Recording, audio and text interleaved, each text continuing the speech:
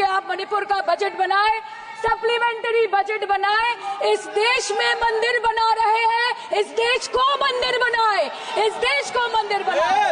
एक ऐसी fire brand नेता जो मंच पर हनुमान चालीसा, गुरुवाणी और इस्लामिक कलमा सब कुछ एक साथ पढ़कर धार्मिक भाईचारा का संदेश देती है। जय हनुमान ज्ञान गुण सागर, जय कपीस तिहु लोक उजागर, रामदूत अतुलित बल धामा, अंजनी पुत्र पवन सुत नामा, ला इलाहा इल्लल्लाह मोहम्मदुर रसूलुल्लाह, बिस्मिल्लाहिर्रहमानुर रहीम। गुर प्रसाद जप आद सच, जुगाद सच है भी सच, नानक होसे भी सच। लेकिन राजनीति में आने से पहले यही मोहतरमा सोशल मीडिया पर हिंदू देवी देवताओं का मजाक उड़ाने वाली आपत्तिजनक तस्वीरें शेयर करती थीं।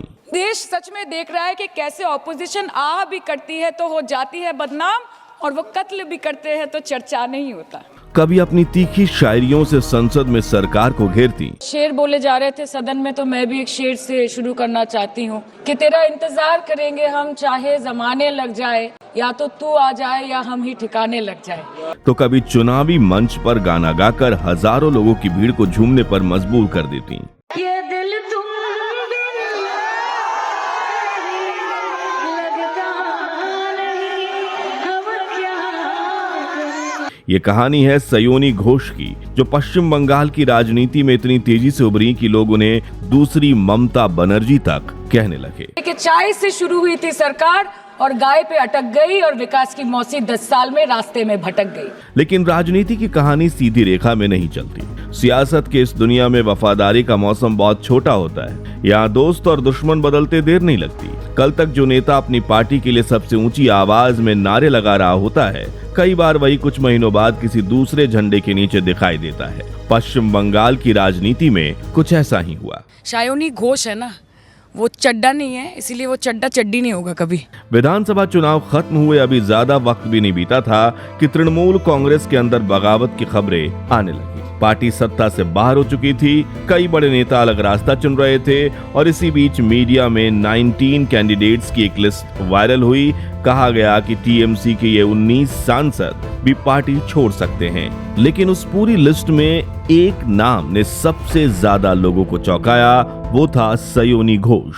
देखिए, कमल फूल की सरकार ला दीजिए। मई महीने से हर दीदी के बैंक अकाउंट में 3000 रुपया भारतीय जनता पार्टी जमा कराने। कि हम अगर सरकार में आए तो हम 3000 रुपया देंगे। इतने सालों से कहाँ थे जनाब? आपके 21 राज्य हैं, दिखा दीजिए ना कि 21 राज्य में कितने राज्यों के महिलाओं को आप 3000 रुपया दे रहे हैं। जुमलेबाजी मत कीजिए, पब्लिक है, मंदिर का घंटा नहीं कि आप जब भी आए और बजा के चले जाएंगे। ऐसा नहीं होता। जनता को यकीन ही नहीं हुआ, क्योंकि ये वही सयोनी घोष हैं जिन्हें ममता बनर्जी की उत्तराधिकारी तक कहा जाने लगा था। मगर फिर आखिर ऐसा क्या हुआ कि आज उन्हीं के नाम की चर्चा दूसरी पार्टी के साथ होने लगी है। 2014 में जो किसान मोदी है तो मुमकिन है सोच के और अच्छे दिन के ख्वाब देख के बीजेपी को वोट दे रहा था, आज 10 साल बाद वो बोलता है कि मोदी है तो नामुमकिन है। शायद अभी वो किसान है भी नहीं। आखिर कौन है सयोनी घोष? कि लड़ाई नीतियों की है, विचारों की है, आपके और हमारे परिवारों की नहीं, इस देश के लोगों के अधिकार की है। हाँ, लड़ते हैं हम आपसे, हम लड़ते हैं आपसे, संविधान हाथ में लेके लड़ते हैं, हाथ में हमारे तलवार नहीं है सर।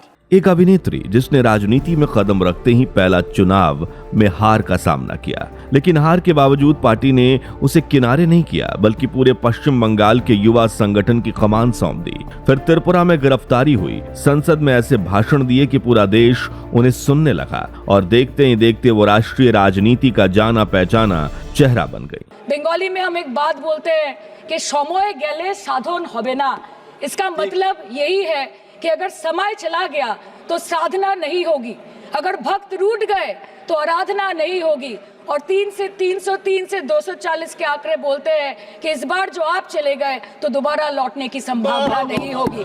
लेकिन उनकी कहानी सिर्फ इतनी ही नहीं है। इस सफर में विवाद भी है, वायरल ट्वीट भी, गिरफ्तारी भी, चुनावी हार भी, बड़ी जीत भी, और ऐसे फैसले भी जिन्होंने उनकी पूरी राजनीतिक पहचान बदल दी। अध्यक्ष जी, ये चेयर का काम है निश्चित करना कि ये सदन चले। ये विपक्ष का काम है सवाल उठाना, और ये सत्ता पक्ष का काम है कि वो हर सवाल का जवाब हर उस इंसान को दे जिसके टैक्स के पैसे से ये सदन चलता है। तो आखिर कैसे कोलकाता की एक साधारण लड़की बंगाली फिल्मों की अभिनेत्री से देश की सबसे चर्चित युवा नेताओं में शामिल हो गई? सर, इस देश के लोगों का यही है किस्सा कि जिसको जिताया वो राजा की तरह जाएगा और जिन्होंने जिताया वो फकीर की तरह।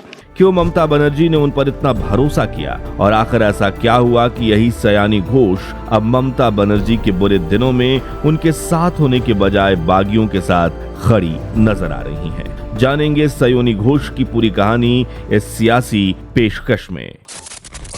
प्रधानमंत्री जी का सलाहकार बनके उनको सदन में आने से रोक दिया ये कहकर कि महिला सांसदों से उनको खतरा है। सर, आपने तो हमको देशवासियों के सामने आतंकवादी बना दिया, और जबकि असली आतंकवादी इस देश में साइकिल चला के घुस जाते हैं और पैदल वापस चले जाते हैं, आप उनको रोक नहीं पाते।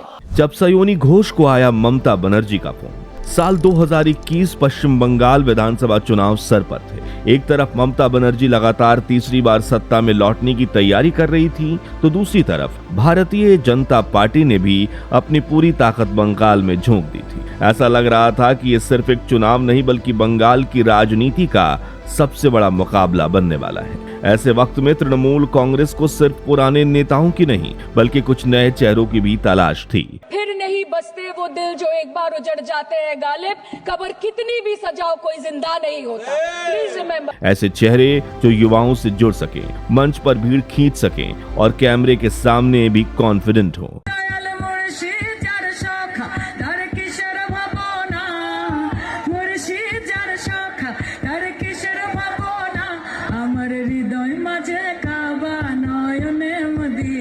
इसी दौरान एक दिन बंगाली फिल्मों और टीवी की मशहूर अभिनेत्री सयोनी घोष के पास एक फोन आया। फोन के दूसरी तरफ थी पश्चिम बंगाल की मुख्यमंत्री ममता बनर्जी, जिन्होंने सयोनी घोष से सीधा सवाल किया, क्या तुम राजनीति में आना चाहोगी? क्या तुम चुनाव लड़ना चाहती हो? अचानक से आए सवाल से पहले तो सयोनी थोड़ा हैरान हुई, लेकिन फिर उन्होंने कहा कि जी बिल्कुल, लेकिन मैं एसी कमरे वाली नेता नहीं बनना चाहती। मैं आपकी तरह स्ट्रीट फाइटर बनना चाहती हूँ, सड़क की राजनीति करना चाहती हूँ। सयोनी घोष की यह बात ममता बनर्जी को जम गई। कुछ ही दिनों बाद सयोनी घोष ने तृणमूल कांग्रेस ज्वाइन कर ली। पार्टी ने उन पर इतना भरोसा दिखाया कि पहली बार राजनीति में कदम रखते उन्हें आसनसोल दक्षिण जैसी अहम विधानसभा सीट से उम्मीदवार बना दिया। लेकिन सवाल ये है, आखिर एक फिल्म अभिनेत्री पर इतना बड़ा दांव क्यों लगाया गया? क्या सिर्फ इसलिए कि वो एक मशहूर चेहरा थी, या फिर ममता बनर्जी ने सयोनी घोष में कुछ ऐसा देखा था जो बाकी लोगों को उस वक्त दिखाई नहीं दिया था?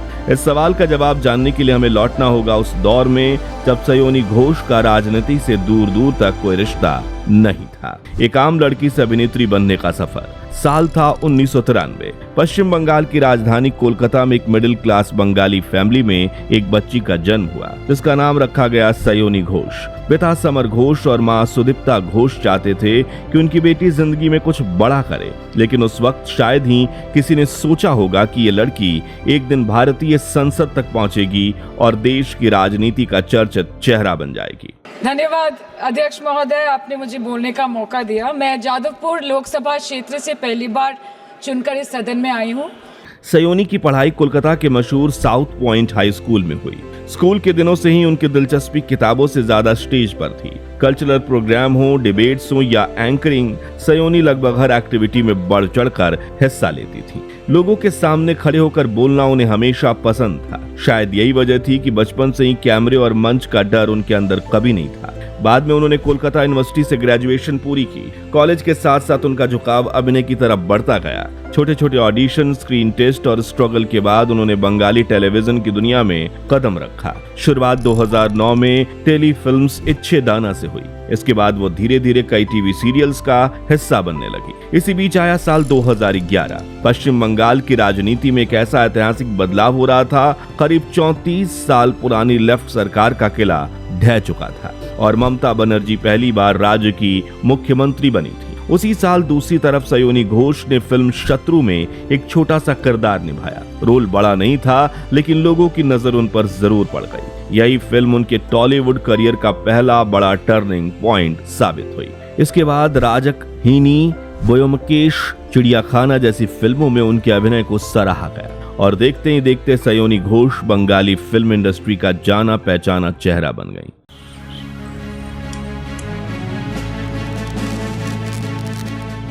আমি লড়েছি টিকে থাকার জন্য, দৌড়েছি অনেক দূর টিকে থাকার জন্য। পরিস্থিতি আমায় শিখিয়েছে কিভাবে টিকে থাকতে হয়, তাই টিকে থাকবো আমি বছরের পর বছর সবার জন্য। ভরসার কালারিজো, দেশের নিজের ছাদ। उस समय तक उनकी राजनीति से कोई सीधा कनेक्शन तो नहीं था, लेकिन एक चीज जरूर थी, उन्हें बाकी कलाकारों से जो अलग बनाती थी। इसी बीच सयोनी सिर्फ फिल्मों तक सीमित नहीं रही, वो सामाजिक और राजनीतिक मुद्दों पर खुलकर अपनी राय रखती थी, टीवी डिबेट्स में हिस्सा लेती थी, सोशल मीडिया पर बेबाकी से लिखती थी और कई बार ऐसे मुद्दों पर बोल देती जिन पर दूसरे कलाकार चुप रहना ही बेहतर समझते थे। हालांकि उस दौर में वो किसी राजनीतिक दल का खुलकर समर्थन करती नजर नहीं आई, लेकिन इसी बीच साल 2015 में उन्होंने एक ऐसी गलती कर दी जिसने उन्हें नेशनल लेवल पर कंट्रोवर्सी में डाल दिया। उन्होंने सोशल मीडिया पर भगवान शिव के शिवलिंग को कॉन्डोम पहनाने वाली एक विवादित तस्वीर शेयर की थी, जिसके साथ उन्होंने लिखा था, भगवान इससे ज्यादा उपकारी नहीं हो सकते। उनके इस ट्वीट को लेकर भारी बवाल मचा था। उनके खिलाफ कई संगठनों ने विरोध प्रदर्शन किए, पुलिस में शिकायतें दर्ज कराई गई और उन पर धार्मिक भावनाएं आहत करने के आरोप भी लगाए गए। हालांकि बाद में उन्होंने सफाई देते हुए कहा था कि 2015 में उनका ट्विटर अकाउंट हैक हो गया था और हैकर ने यह तस्वीर डाली थी, लेकिन लोगों को उनकी इस बात पर भरोसा नहीं हुआ। खैर, ये उनके जीवन का पहला राजनीतिक विवाद बन गया था और शायद यही विवाद उन्हें राजनीतिक गलियारों की सुर्खियों में ले आया। पहली राजनीतिक परीक्षा। साल 2021 में ममता बनर्जी अपनी पार्टी के लिए युवा चेहरों की तलाश में थी और ये तलाश जाकर रुकी सयोनी घोष पर। उन्होंने सयोनी को फोन लगाया और कुछ ही दिनों में सयोनी तृणमूल कांग्रेस में शामिल हो गई। राजनीति में उनका ये पहला कदम था और पार्टी ने आते ही उन पर बड़ा दांव खेल दिया। उन्हें आसनसोल दक्षिण विधानसभा सीट से उम्मीदवार बनाया गया, लेकिन चुनावी राजनीति फिल्मों की दुनिया से कहीं ज्यादा मुश्किल थी। पहली ही परीक्षा में बीजेपी उम्मीदवार अग्निमित्रा पॉल ने उन्हें करीब 4400 वोटों से हरा दिया। किसी भी नए नेता के लिए ऐसी हार अक्सर राजनीतिक सफर का फुल स्टॉप लगा देती हैं, लेकिन सयोनी घोष के साथ कहानी बिल्कुल उल्टी थी। एक तरफ वो अपना पहला चुनाव हार चुकी थी, तो दूसरी तरफ ममता बनर्जी खेला होबे के नारे के साथ लगातार तीसरी बार पश्चिम बंगाल की मुख्यमंत्री बन गई। सरकार बनने के बाद जब पार्टी के बड़े फैसले लिए जाने लगे, तब सबको हैरानी हुई। हारने के बाद सयोनी घोष को किनारे करने के बजाय पार्टी ने उन पर पहले से भी ज्यादा भरोसा जताया। त्रिपुरा में गिरफ्तारी, विवादित पॉलिटिकल जर्नी, राजनीति में एंट्री और इस बड़ी हार के बावजूद जल्द ही सयोनी को तृणमूल यूथ कांग्रेस की प्रदेश अध्यक्ष बना दिया गया। वो इस पद तक पहुंचने वाली पहली महिला नेता भी बनी। अब उनकी जिम्मेदारी सिर्फ चुनाव लड़ने की नहीं, बल्कि पूरे बंगाल में युवाओं को पार्टी से जोड़ने की थी। यहीं से सयोनी घोष की असली राजनीतिक ट्रेनिंग शुरू हुई। वो लगातार सड़कों पर उतरने लगी, जनसभाएं करने लगी और धीरे धीरे पश्चिम बंगाल से बाहर भी पार्टी का चेहरा बन गई। उस समय तृणमूल कांग्रेस राष्ट्रीय स्तर पर अपने संगठन का विस्तार करना चाहती थी। इसीलिए नवंबर 2021 में सयोनी घोष को चुनाव प्रचार के लिए त्रिपुरा और असम भेजा गया, लेकिन त्रिपुरा का यह दौरा चुनाव प्रचार से ज्यादा एक बड़े विवाद की वजह से याद किया जाता है। दरअसल बीजेपी शासित त्रिपुरा में प्रचार के दौरान आरोप लगा कि सयोनी घोष ने एक चुनावी सभा के पास खेला होबे के नारे लगाकर माहौल बिगाड़ने की कोशिश की। कुछ ही देर बाद त्रिपुरा पुलिस ने उन्हें हिरासत में ले लिया और अगरतला के एक पुलिस थाने में उनके खिलाफ मामला दर्ज करा दिया गया। एक समय जो अभिनेत्री फिल्मों की शूटिंग के सेट पर जाया करती थी, अब वही नेता पुलिस थाने में बैठी थी। लेकिन यह तो विवादों की शुरुआत थी। फिर आया साल 2023, जब पश्चिम बंगाल के कथित शिक्षक भर्ती घोटाले की जांच भी तेज हो चुकी थी। मामले की आंच तृणमूल कांग्रेस के कई नेताओं तक पहुंची। इसी सिलसिले में ईडी ने सयोनी घोष से भी करीब 10 घंटे तक पूछताछ की। विपक्ष ने इसे बड़ा मुद्दा बनाया, जबकि तृणमूल कांग्रेस ने इसे राजनीतिक कार्रवाई बताया। लेकिन इन सब के बीच सयोनी लगातार पार्टी के लिए चुनाव प्रचार करती रही। पहले आम आदमी पॉकेट में पैसा लेके बाजार जाता था और थैली भरकर सामान लाता था, लेकिन अमृतकाल में आदमी थैली भरकर पैसा लेके जाता है और पॉकेट में आलू टमाटर प्याज लेके घर वापस आता है। सयोनी का संसद तक का सफर। साल 2024 में लोकसभा चुनाव का ऐलान हो चुका था। इस बार सबकी नजर इस बात पर थी कि क्या तृणमूल कांग्रेस सयोनी घोष पर एक बार फिर भरोसा दिखाएगी, और ममता जी ने जो फैसला लिया उसने पश्चिम बंगाल की राजनीति को हैरत में डाल दिया। दरअसल उन्होंने सयोनी घोष को जादवपुर लोकसभा सीट से उम्मीदवार बनाया और ये कोई साधारण सीट नहीं थी। थी। पश्चिम बंगाल की राजनीति में इसका अपना एक इतिहास था। इसी सीट से 1984 में ममता बनर्जी ने दिग्गज कम्युनिस्ट नेता सोमनाथ चटर्जी को हराकर अपने राजनीतिक सफर की सबसे बड़ी शुरुआत की थी। लगभग 40 साल बाद उसी ऐतिहासिक सीट से अब सयोनी घोष चुनाव लड़ रही थी। इस बार सयोनी ने पिछली हार से सबक लिया। बड़ी बड़ी रैलियों के बजाय उन्होंने डोर टू डोर जाकर कैंपेन करना शुरू किया, लोगों से मिली, स्थानीय मुद्दों पर बात की और खुद को जादवपुर की बेटी बताकर वोट मांगे। बंगाल की बेटी है ममता बनर्जी और मैं जादवपुर की रहने वाली हूँ, तो जादवपुर की बेटी हूँ। इस तरह आपने दो हाथ भरकर और दिल खोलकर ममता बनर्जी को आशीर्वाद किया था। मैं आशा रखूंगी कि आप मेरे लिए भी वही समर्थन रखेंगे और आगे जाके काम करके आपके लिए आपकी बेटी बनूं, बस यही चाहती हूँ। वो भी ममता बनर्जी की नकल करते हुए उनके ट्रेडमार्क लुक सफेद सूती साड़ी और हवाई चप्पल पहनकर। यही उनकी सबसे बड़ी इलेक्शन स्ट्रेटजी थी। इसी को लेकर जब एक पत्रकार ने सयोनी से सवाल पूछा तो उन्होंने कहा कि क्या ये अच्छी बात नहीं कि मैं अपनी नेता को फॉलो करती हूँ, मैं नरेंद्र मोदी को फॉलो नहीं करती हूँ। ये अच्छी बात है क्योंकि अगर मैं नरेंद्र मोदी को फॉलो कर रही होती तो 8,000 करोड़ के जेट में चल रही होती। मेरी नेता बहुत सरल इंसान है, आम लोगों की तरह हैं, हम बाकी सबकी तरह ही आम लोग जैसे हैं। Isn't it a nice thing? I am supposed to follow my leader. I'm not supposed to follow Narendra Modi, and thank God I don't follow him. Hence, I would be, if I followed Narendra Modi, I would be driving in a 8,000 crore private jet. My leader is a very simple person.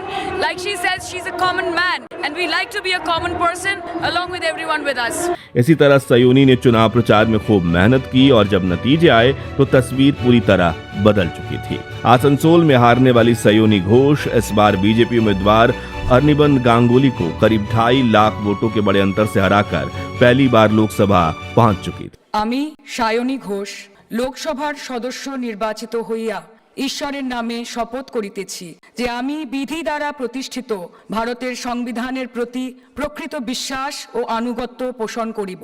আমি ভারতের সার্বভৌমত্ব ও সংহতি রক্ষা করিয়া চলিব এবং যে কর্তব্যভার আমি গ্রহণ করিতে চলিয়াছি তাহা আমি বিশ্বস্তভাবে নির্বাহ করিব। और दिल्ली में जाकर उन्होंने संसद में ऐसे भाषण दिए जो सोशल मीडिया पर जमकर वायरल हुए। पहले खाना ही नहीं मिला, फॉडर क्राइसिस, फिर मिल भी जाए तो इतना महंगा कि किसान खरीद ही नहीं पा रहा है, फॉडर इन्फ्लेशन, और सर खाना मिल भी जाए तो पशुओं की बीमारी। उससे मुकाबला करने के लिए सरकार ने क्या किया? ये बोलते हैं कि गाय हमारी माता है, पर माँ की रक्षा करना इन्हें नहीं आता है।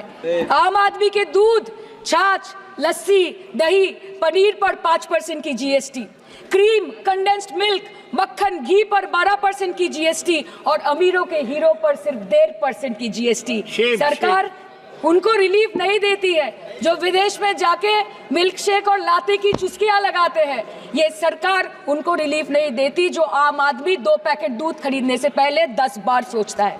सयोनी कभी शेरो शायरी के जरिए सरकार पर निशाना साधती। तू लाख बेवफा है मगर सर उठा के चल, कि तू लाख बेवफा है मगर सर उठा के चल, दिल रो पड़ेगा तुझे पशेमान देखकर। Thank you so much. तो कभी अपने तीखे तर्कों से सत्ता पक्ष को घेर लेती। কত কাল অবধি স্যার 28 बार अमेरिका के प्रेसिडेंट ने एक ही मैसेज दिया पूरे दुनिया को कि ट्रंप ने वॉर रुकवा दी पापा, कि ट्रंप ने वॉर रुकवा दी। शर्म करो। होम मिनिस्टर बोल रहे थे ना सर आज कि मानिक शाह जी ने बोला that Bhutto made a monkey out of Indira Gandhi. पूरा देश बोल रहा है, पूरा विश्व बोल रहा है that Trump made a joker of Narendra Modi. ये बात है। इसी तरह सयोनी घोष ने भारत की विदेशी नीति पर भी सवाल उठाए। भारत पे चीन का आग्रासन आप रोक नहीं पाते। भारत किससे तेल खरीदेगा, कितने दिनों के अंदर खरीदेगा, किससे दोस्ती निभाएगा, किससे दुश्मनी बरकरार रखेगा, कोई और देश का राष्ट्रपति हमें ट्विटर पे आके लेक्चर देता है, इंस्ट्रक्शन देता है, आप उसको रोक नहीं सकते। और सदन में हम सांसदों को रोके, you feed on your ego. साल 2026 पश्चिम बंगाल एक बार फिर विधानसभा चुनाव के रंग में रंग चुका था। सयोनी घोष अब सिर्फ एक सांसद नहीं थी बल्कि तृणमूल कांग्रेस की सबसे आक्रामक और लोकप्रिय युवा चेहरों में गिनी जाती थी। कहीं कोई दुर्घटना घटी, जब कहीं बस्ती में आग लगी, जब कहीं आंधी उठी, हमारी लीडर वहाँ खुद जाके खड़ी हो गई। और जहाँ खुद नहीं जा पाई वहाँ पे उन्होंने अपना डेलीगेशन भेजा, चाहे वो हथरस हो या लखीमपुर खेरी, चाहे वो सिंगू बॉर्डर हो या वायनाड या वो मणिपुर हो, हमेशा वो दूसरों की उम्मीदों पर खड़ी उतरी। इसलिए हम गर्व के साथ बोलते हैं कि ये बीजेपी समस्या है, ये बीजेपी समस्या है और दीदी समाधान है। बीजेपी कटी पतंग है, ममता दी पूरा आसमान है। नए भारत में गवर्नमेंट है पर गवर्नेंस नहीं, बजट है पर बचत नहीं, खर्च है पर रोजगार नहीं, बाग है पर बहार नहीं। ऐसे भारत को हम जानते नहीं, ऐसे सरकार को हम पहचानते नहीं। वो लगातार पूरे राज्य में चुनाव प्रचार कर रही थी और हर मंच से ममता बनर्जी का बचाव करती थी, विपक्ष पर हमला बोलती और लोगों से तृणमूल को फिर से सत्ता में लाने की अपील करती। दीदी शब्द है, ये सिर्फ एक शब्द नहीं, ये एक भावना है, ये एक इमोशन है। और ममता बनर्जी आप जैसे मैजिक पॉलिटिकल लीडर नहीं है, वो बंगाल के लोगों के घर की बेटी है और बंगाल में अक्सर बेटियों को माँ कहकर भी बुलाया जाता है। बंगाल के लोग कभी अपनी माँ का अपमान, अपनी बेटी का अपमान और अपनी दीदी का अपमान नहीं सहेंगे। उस समय शायद ही किसी ने सोचा होगा कि कुछ ही हफ्तों बाद पश्चिम बंगाल की राजनीति पूरी तरह बदल जाएगी। चुनाव के नतीजे आए और करीब 15 साल बाद तृणमूल कांग्रेस सत्ता से बाहर हो गई। ममता बनर्जी की हार के साथ ही पार्टी के अंदर असंतोष खुलकर सामने आने लगा। हार के लिए कोई अभिषेक बनर्जी को जिम्मेदार ठहरा रहा था तो कोई संगठन की कार्यप्रणाली पर सवाल उठा रहा था। देखते ही देखते पार्टी में बगावत शुरू हो गई। पहले कई विधायक अलग हो गए, फिर लोकसभा सांसदों के टूटने की चर्चाएं भी तेज हो गईं। इसी बीच मीडिया में एक लिस्ट वायरल हुई। दावा किया गया कि तृणमूल कांग्रेस के कई सांसद भी पार्टी छोड़ सकते हैं और उस लिस्ट में एक नाम ऐसा था जिसने सब कुछ चौंका दिया, सयोनी घोष। यानी जिस नेता को कभी ममता बनर्जी की सबसे भरोसेमंद साथी और भविष्य का बड़ा चेहरा माना जा रहा था, वही अब एक बिल्कुल नई राजनीतिक पारी की दहलीज पर खड़ी दिख रही थी। क्या कुछ कहना चाहती हैं? अभी कुछ नहीं कहना है, जब बोलने का वक्त आएगा तब कहेंगे। बागी विधायकों में शामिल हो गई हैं? सब पता चलेगा आप लोगों को, आप लोगों को पता चलेगा जब वक्त आएगा।